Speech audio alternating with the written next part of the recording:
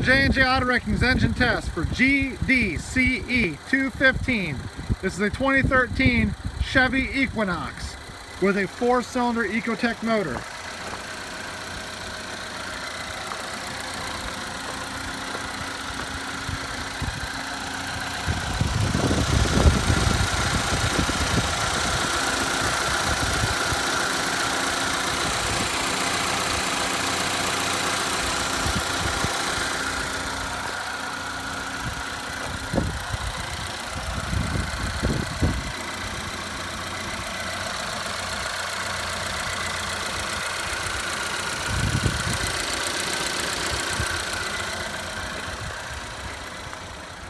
Fairly well maintained vehicle.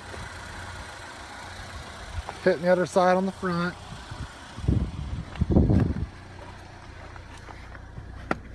Let's see here.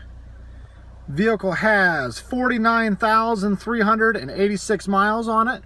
And I did happen to notice that this vehicle was regularly serviced at a GM garage and was well within its service range.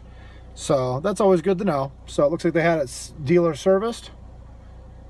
And also this will be the test video for the screen. So right here is the screen working, the My Link or My Stink or whatever it is. But as you can see, the screen works.